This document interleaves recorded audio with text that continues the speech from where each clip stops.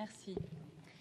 Monsieur le commissaire, vous nous parlez de la terre-mer, vous nous parlez de transition juste, vos mots sont habiles, mais nous vous demandons des actes. Votre pays a été condamné pour inaction climatique. La France, l'Allemagne sont aujourd'hui poursuivis par leurs citoyens et par une quinzaine de jeunes du monde emmenés par Greta Thunberg. L'Union européenne, elle aussi, est devant la justice, car oui, l'inaction climatique est une violation des droits humains. Vous nous promettez un Green Deal. Je n'entends toutefois ni ambition ni cohérence, car où est la cohérence quand, à rebours de tous les rapports scientifiques, l'Europe mise sur le gaz pour assurer sa prétendue transition et s'apprête à nous enfermer dans les énergies fossiles à grand renfort d'investissement dans les infrastructures gazières?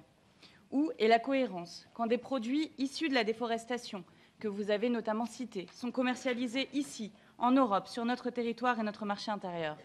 Monsieur le commissaire, quand comptez-vous mettre un terme aux subventions directes et indirectes aux énergies fossiles, notamment au gaz?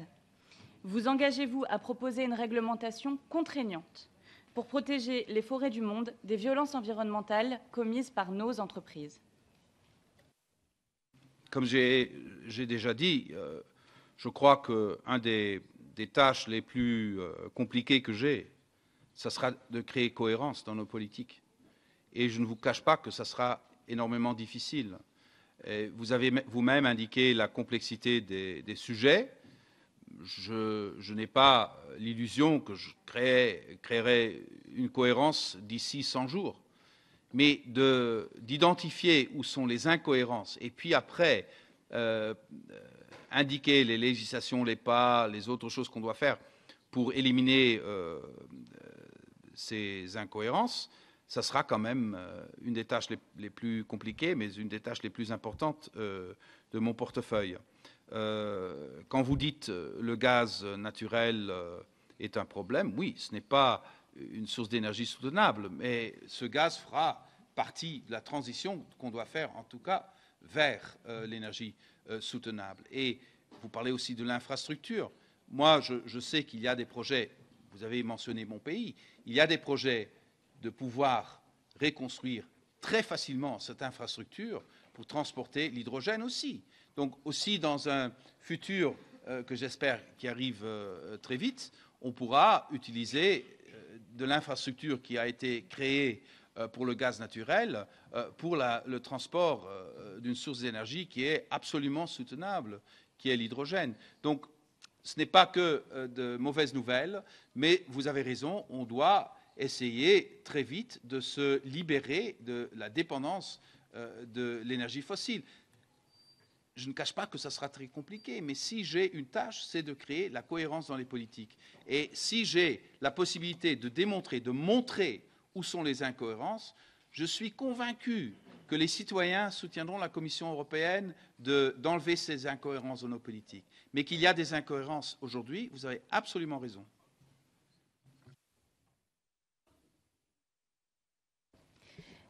Merci, mais je crois que je vais reprendre ma question. Comptez-vous, et si oui, quand, mettre fin à ces subventions directes et indirectes aux énergies fossiles? Comptez-vous, sur la forêt comme sur le climat, contraindre nos entreprises à agir? On travaille sur le devoir de vigilance, par exemple, mais il y a d'autres formes d'obligations. Comptez-vous les obliger à réduire leurs émissions? Comptez-vous sanctionner celles qui ne le feront pas?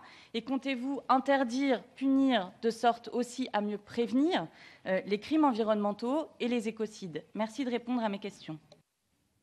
C'est tout. Je compte prendre les mesures sur les subventions pour l'énergie traditionnelle. Aujourd'hui, je n'ai pas de réponse concrète pour vous. Je donnerai cette réponse quand j'ai analysé les possibilités que nous avons. Je crois que les possibilités que nous avons de la part de la Commission européenne sont assez limitées, mais je veux quand même faire cette analyse. Je comprends votre question, elle est logique, cohérente, mais je n'ai pas de réponse complète à vous donner aujourd'hui.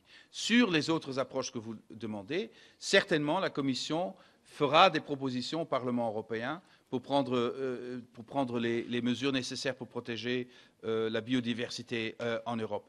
Pour ce qui est des entreprises et leur influence sur la biodiversité, je crois que ce qu'on pourrait faire, c'est quand même de de créer une transparence pour les consommateurs, pour nos citoyens, de savoir si un produit a été créé aux dépenses d'une forêt, aux dépenses de la biodiversité, aux dépenses de la déforestation. C'est déjà un premier pas. On pourrait faire ça avec le labeling, on pourrait faire ça avec d'autres mesures, on pourrait même envisager une interdiction, mais pour faire ça, il faut quand même avoir une analyse plus profonde des conséquences.